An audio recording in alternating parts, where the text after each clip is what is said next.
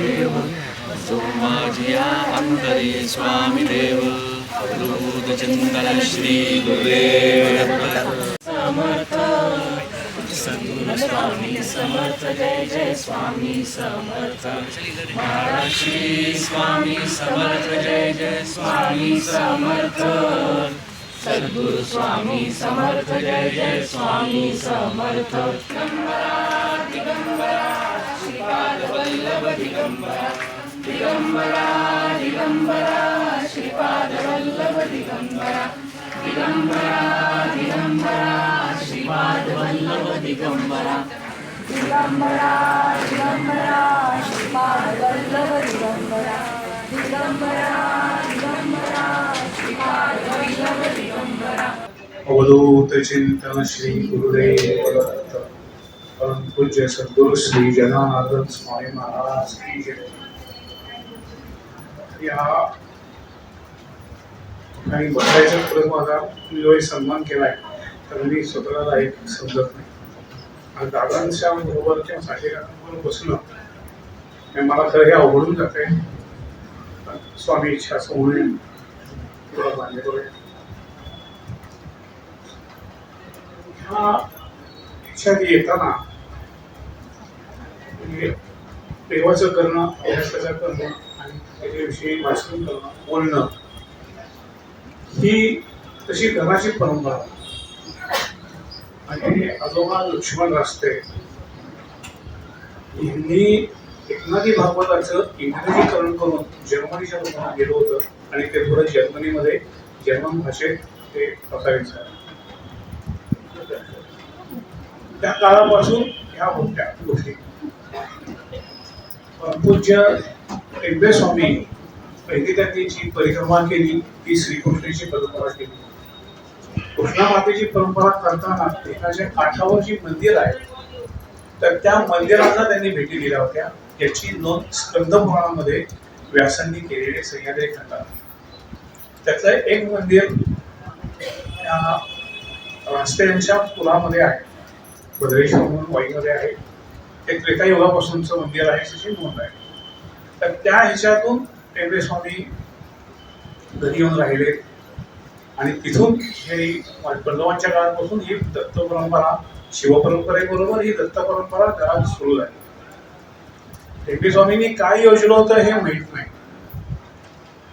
माझा आजोळ इचलकरंजीचं फाटक कंपनी जाते, ते सगळे दत्त भक्त आहेत. नरसोबाच्या वाडीमध्ये त्यांचं स्वतःचं माधुरीसाठी बांधलेलं घर आहे.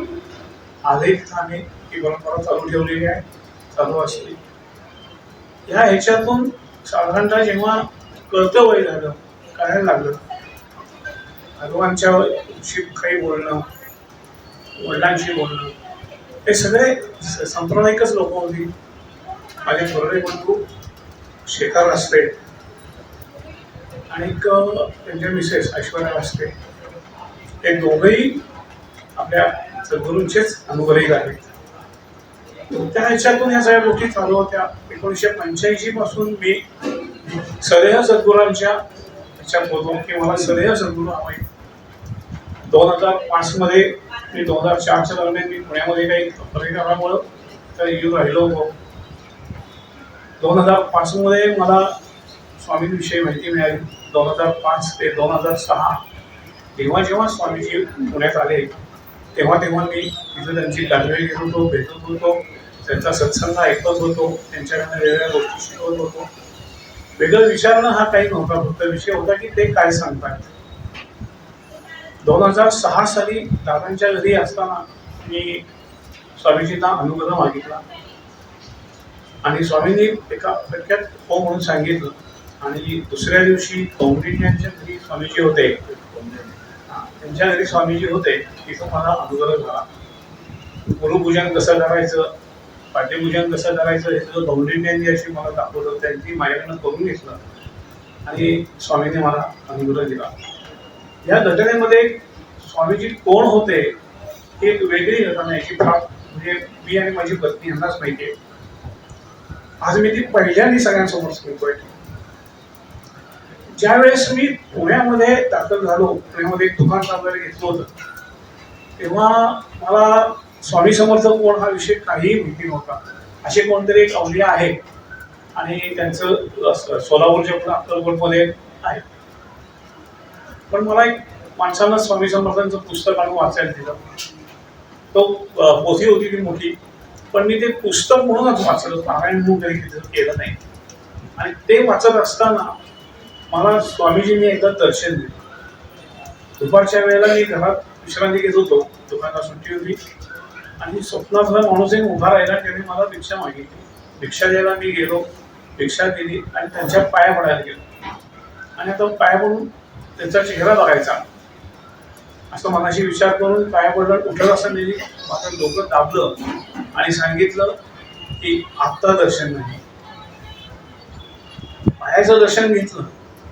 सुंदर गोरेपान घरसर असे ते पाय, त्याच्यावरती त्यांचे हात मस्तकी ठेवल्यावर त्यांनी हात खूप काही येऊन गेलं.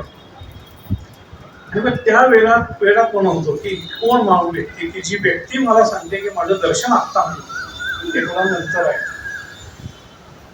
कौंडिण्य यांच्या घरी ज्या दिवशी अनुग्रह घेतला, अनुग्रहाची प्रक्रिया सुरू असताना स्वामीजींनी सांगितलं की घे, आज तुला दर्शन देतो.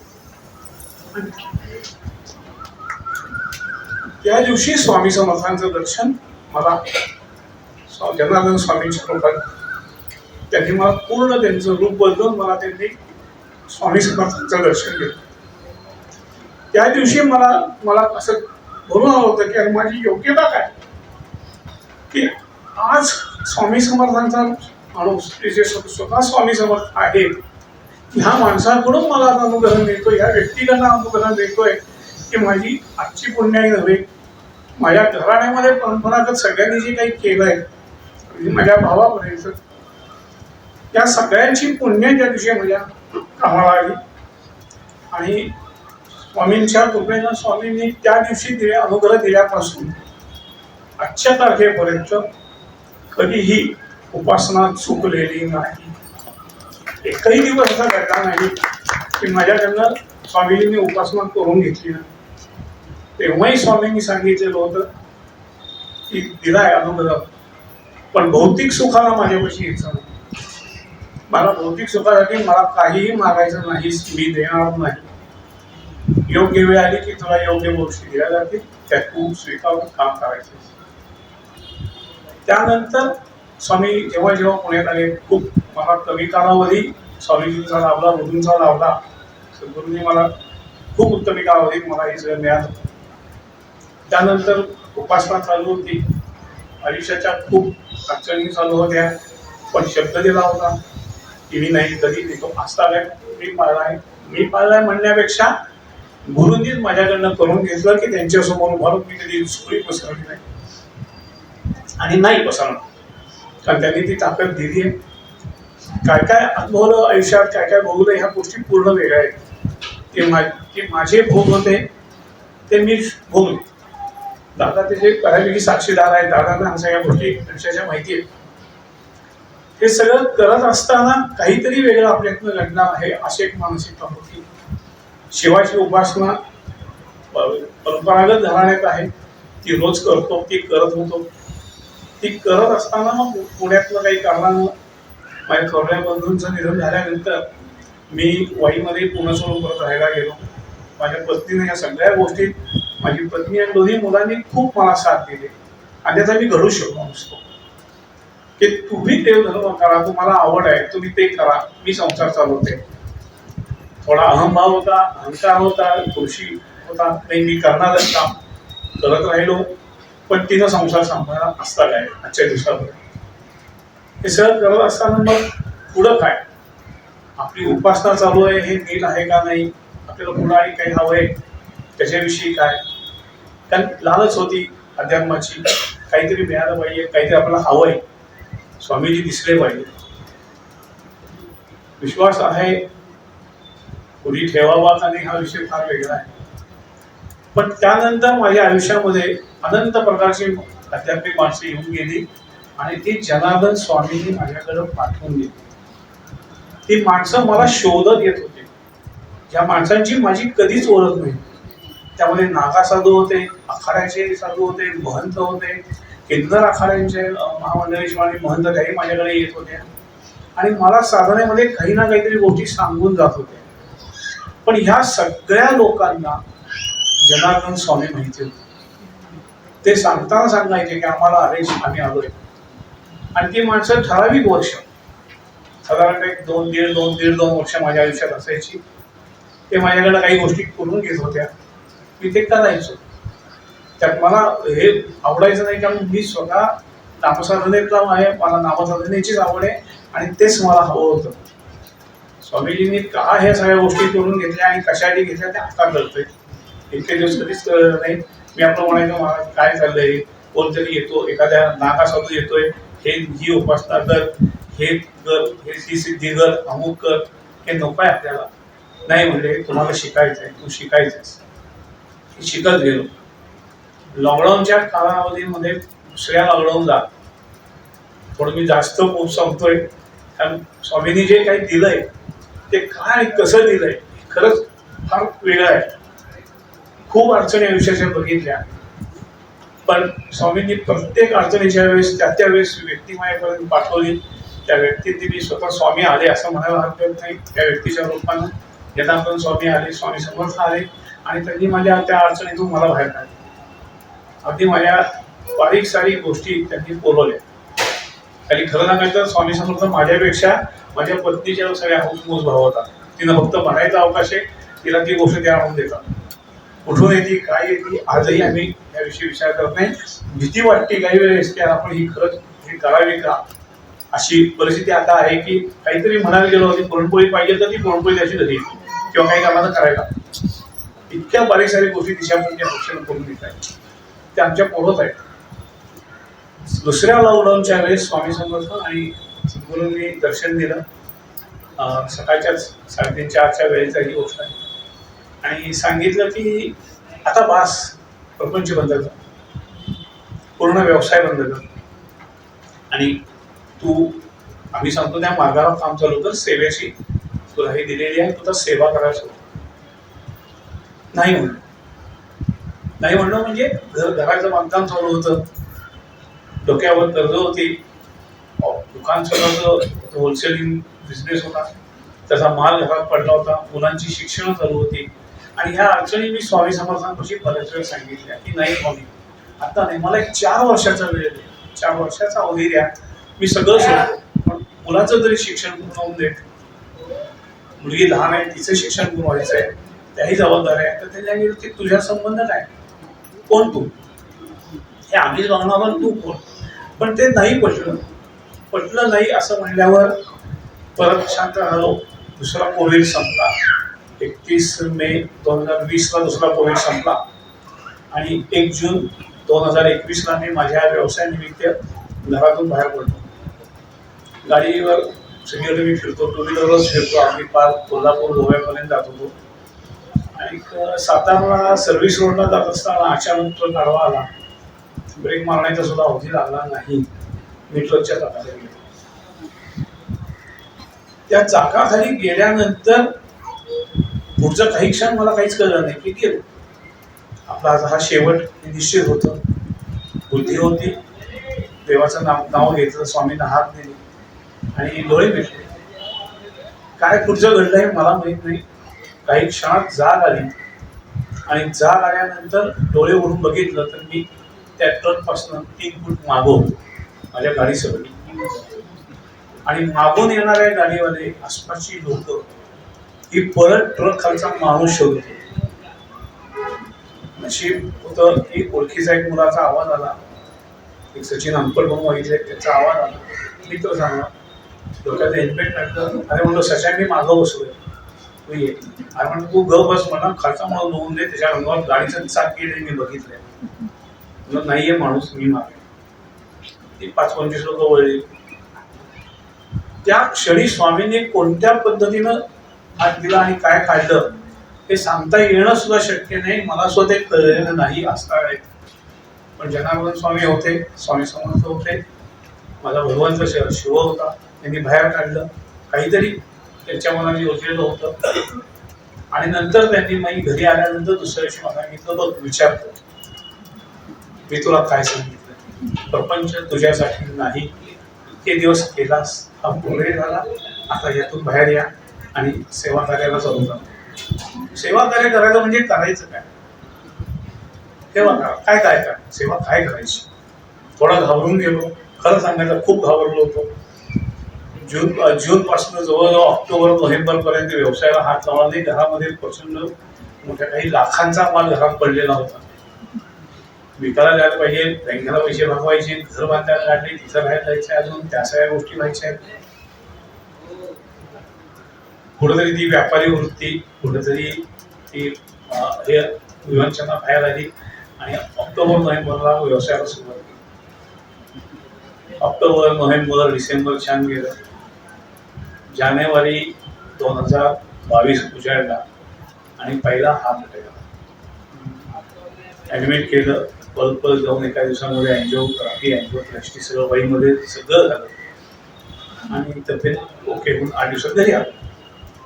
परत स्वामींनी ह्या विषयावर छेडलं की अरे यायचंय, साधना चालू आहे तुझी, जे करून घ्यायचंय ते आत्तापर्यंत आम्ही करून घेतलंय, आता तुला पुढं करायचंय, तुला सेवा करायची, तुला लोकांच्या मदतीला धरून जायचंय आणि ते कार्य आम्हाला तुझ्याकडून करून घ्यायचंय. पण परत प्रश्न हाच होता की ह्या असलेल्या व्यवहारिक गोष्टी पूर्ण कशा करायच्या. जानेवारी ते जवळजवळ सप्टेंबर पर्यंत शांत बसलो. रोज सकाळी उठायचं, देवळात जायचं, देवळात जाऊन बसायचं. परमेश्वर कृपेनं त्या देवळामध्ये माझी म्हणजे माझ्याबरोबर साधना करायला 200 ते 250 मुलांचा ग्रुप आहे. सगळी यंग मुलं आहेत. ते सगळ्यांच्या म्हातारा मीच आहे. बाकी सगळी साधारणतः एक 18-19 वर्षापासून 32-33 वर्षापर्यंतची मुलं मुली सगळे आहेत. स्वामींनी करून घेतलं. आज त्या मुलांमध्ये कोणीही व्यसनाधीन नाही, कुणीही नॉनव्हेज खात नाही आणि कुणीही दारू. म्हणजे काही मुलं माझ्याकडे अशी आहेत की ज्यांच्यावर आज पोलीस केसेस आहेत हाफ मर्डर आणि मर्डरच्या. ती माणसं सगळ्या गोष्टी सोडून फक्त साधू द्यायला संध्याकाळी येऊन बसतात, दिवसभर आपला आपला व्यवसाय आणि आपापल्या गोष्टी करतात. हे त्यांनी करून घेतलेलं काम, हे माझं काम नव्हे. ऑक्टोबर उजाडला, 21चा मृत झाला, 22चा मृत झाला. आता आहे तो मान विचारूया आपण, मुलं जरा राजकारण करूया. मग राजकारण करायचा प्रयत्न केला स्वामींनी. ते महाराजकारण, मी कुठं काय कृष्णाचा अवतार असेल ते तर महाराजकारण. ऑक्टोबर पासून म्हणलं वहीच्या बाहेर जायचं नाही, व्यवसाय आपण ऑनलाईन करायचा. 13-14 वर्ष डॉक्टरांना म्हणून सगळी दिली, कंपनीत नोकरीला असताना आणि स्वतःचा व्यवसाय सुरू केला. निश्चित आपल्याला ऑनलाईन धंदा मिळेल. छान सुरू झालं आणि सगळं सुरू झालं व्यवस्थित, माल संपत आला आणि 2023 जुलै मला पहिला दुसरा हात आला. आमच्या घराची हिस्ट्री आहे. माझा भाऊ सुद्धा देवाची उपासना करताना, देवीची आरती करताना, आमची कृष्णाबाईचा उत्सवही जोरात चालतो. त्या उत्सवात आरती करताना घरी लोटांगण म्हणताना लोटांगण घातलं आणि तो गेला. आईनं त्याला पायाशी घेतलं. आहे सगळ्या इतर परिवार सगळा घालून गेला आणि त्या पद्धतीचा ऐकायला नव्हता. आणि डॉक्टरांकडे गेलो, दोन्ही मित्र तातडीनं मला ऍडमिट होत होतं. म्हणतो काय झालं? मला तुझ्या आईचा, तुझ्या भावाचा शेवटचा ECG आहे, तुझा ECG एकसारखा. आता तू कमी वेळ आहे, काही काळजी करू नकोस, आहे जे व्हायचं ते तुमच्या हातून चांगलं वाईट होणे. आणि वाईटमध्ये घोरडेगाव हॉस्पिटलला ऍडमिट केलं गेलं. घोरडेगाव हॉस्पिटलला ऍडमिट केलं, त्यांनी ऑक्सिजन लावणं हे करून काम करतो जाता होतं. आणि त्यानंतर सगळं बंद झालं, पूर्ण हात सगळं बंद, सगळे ECG सगळे क्लिअर. आणि डॉक्टरांनी डिक्लेअर करण्याची वेळ आली की मी गेलो. ही नर्सिंगमध्ये काम करत असल्यामुळे हिला बाहेर ठेवलं होतं, आत घेतलं नाही, तिला सगळं कळत होतं. मित्रपरिवार होता बाकीचा, डॉक्टर सगळे बाकीचे ओळखीचे चांगले होते सगळे. आणि 2.5 मिनिटानंतर डॉक्टरांना असं वाटलं की या मित्राला आपल्याला शॉक देऊन तरी बघूया काय होतंय. आणि त्यांनी शॉक ट्रीटमेंट दिली, 7 शॉक दिले, 3च्या वर देत नाही डॉक्टर असं म्हणतात. मला ती मेडिकल केअर माहीत नाही. 7 शॉक नंतर जागा झालं. जागा झाल्यानंतर स्वामींनी उभं विचारलं की काय करायचं सांग. तू येणार नसशील तर तुला घेऊन जाण्याची जबाबदारी माझ्याकडे, मी घेऊन यावं. तू ठरवायचंयस जगून कार्यात यायचंय का आयुष्य संपवायचंय. म्हणजे स्वामी ते जे काही 2.5 मिनिटं दाखवली ते खूप छान आहे. तो ते नको आयुष्य म्हणजे ठीक आहे, पण परत तुला येऊन तुलाच हे काम करायचं. काय म्हणलं हे परत सगळं जगायला आलं, जीवन जगायला आलं, परत हे सगळे भोग भोगून आलं. आणि स्वामींना शब्द दिला आणि त्या क्षणी व्यवसाय बंद केला. विक्री कोणतीही करायची नाही, काही नाही. सगळा शिल्लक काही लाखांचा माल वाटून टाकला. स्वामी आज्ञेने वेगवेगळ्या माणसांना घेऊन टाकला. त्याची देणगीची पावती घेतली नाही किंवा त्याची मूल्य नाही. हा शब्द आपण दिलाय, त्यांनी आपल्याला आयुष्य दिलंय आणि आता आपण काम करतो. पण तरी पण काम काय करायचं हे माहीतच नाही. भद्रेश्वरची जाऊन देवाची सेवा करायची, तिथल्या देवस्थानसाठी काम करायचं, येणाऱ्या भक्तांची सोय काहीतरी बघायची, त्यांच्यासाठी किती काम करायचं, एवढंच काम. बाकी आपण करणार होतो. उपासना ही चालू आहे, मग उपासना वाढव, अमुक कर तमुक कर, ते चालू होतं. 2023 नंतर 2024-23च्या एंडला अवधूतानंद स्वामी म्हणून पुण्यात एक जण आहेत, त्यांची माझी ओळख झाली. ते यायला लागले आणि ते आल्यानंतर मात्र हळूहळू असं लक्षात आलं की आता आपल्याला निश्चित आहे की काय मी करायचं. वासना करतोय ती चालू आहे, पण का मला जिवंत ठेवलं आणि का मला आयुष्य दिलंय हे त्या दिवशी हळूहळू लक्षात यायला लागलं. आणि तो अवली आहे, म्हणजे असा महाराज स्वामी म्हणण्याजोगा माणूस नाही, तो पूर्ण अवली आहे.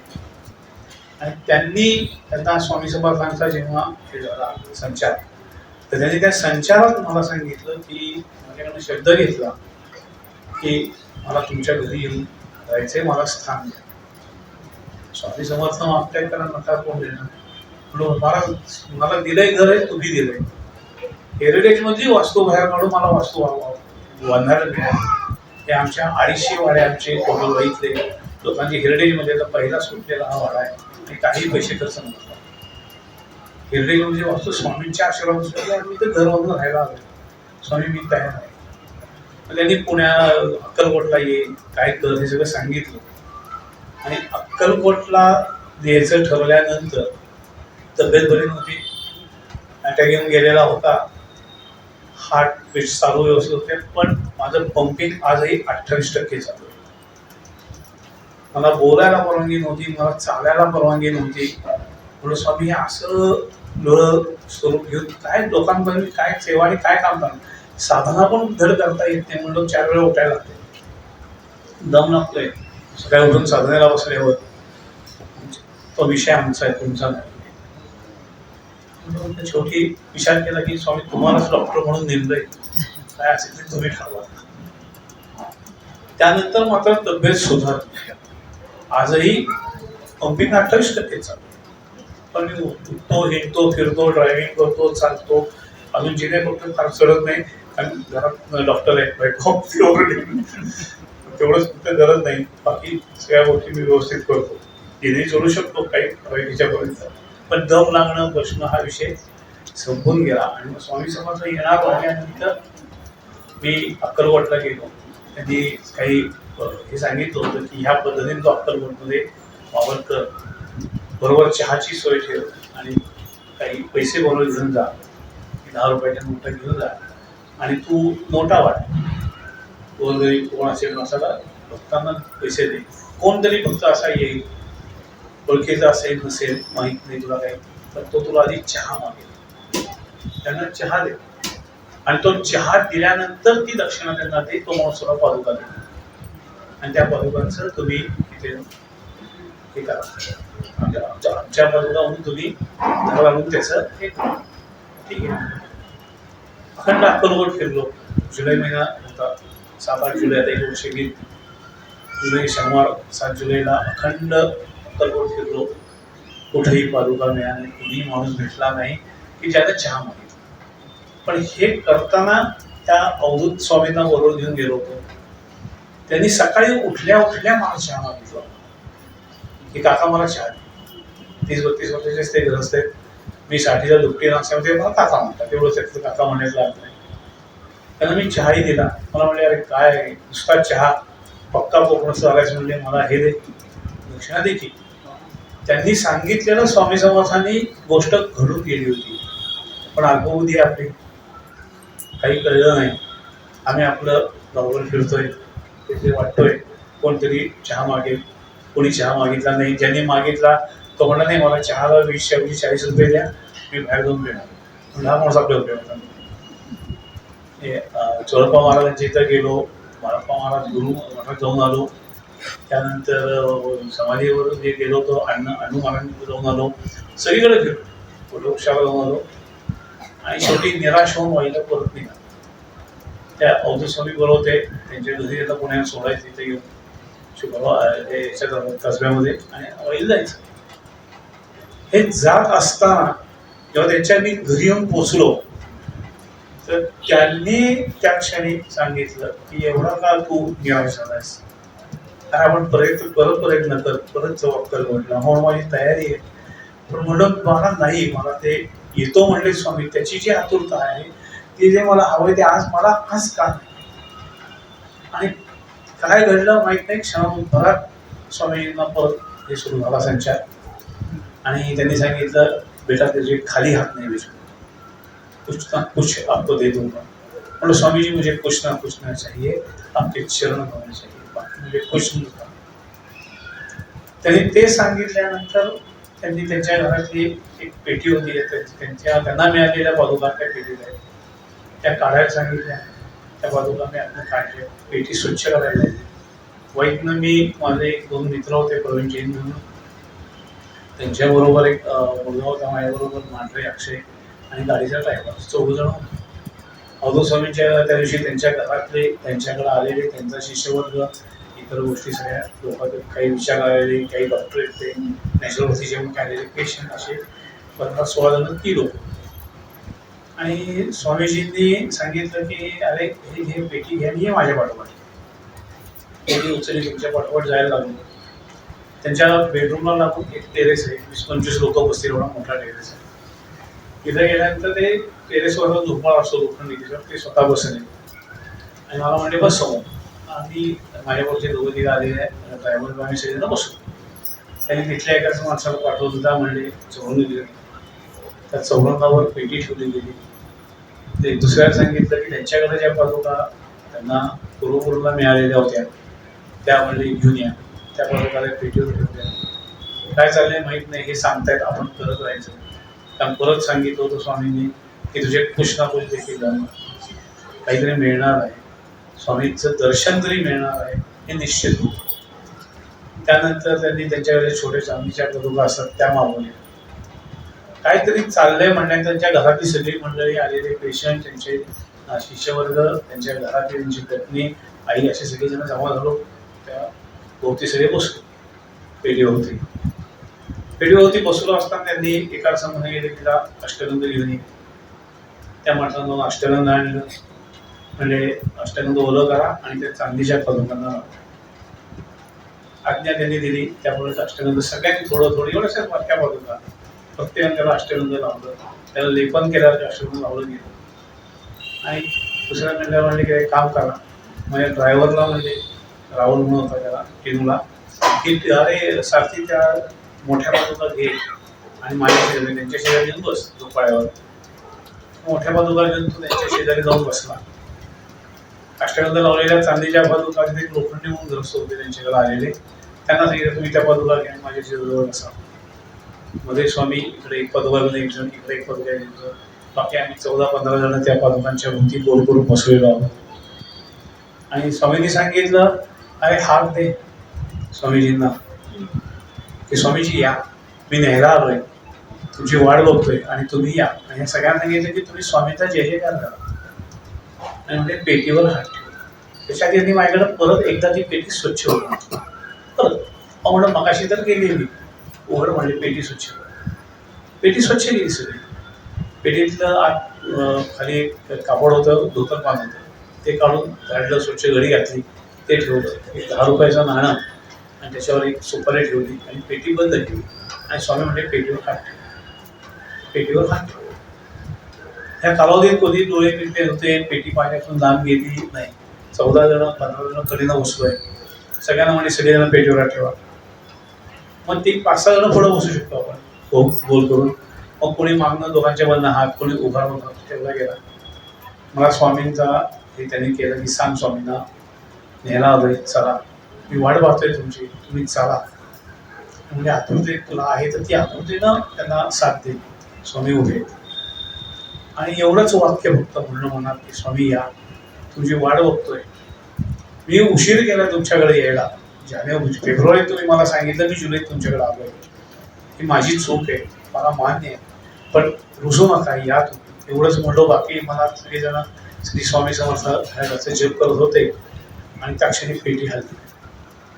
पेटी हल्ल्याचं मला असं आम्हाला सगळ्यांना वाटलं की माझा हात हल्ला, तुमचा हात हल्ला, ह्यांचा हात हल्ला.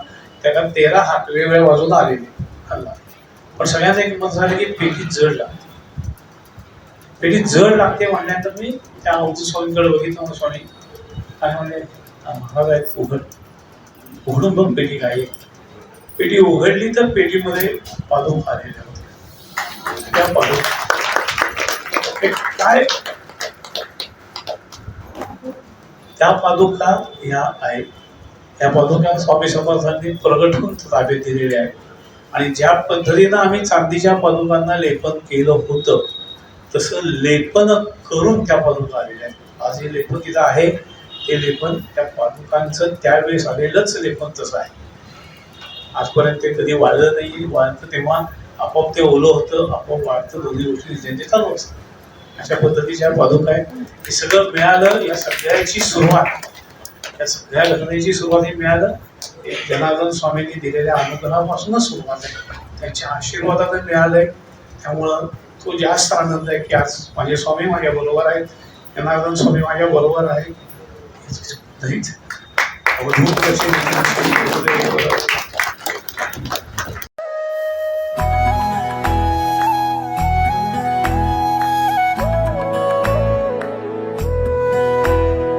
अध्यात्मावर अशीच माहिती मिळवण्यासाठी देव माझा चॅनलला सबस्क्राईब करा.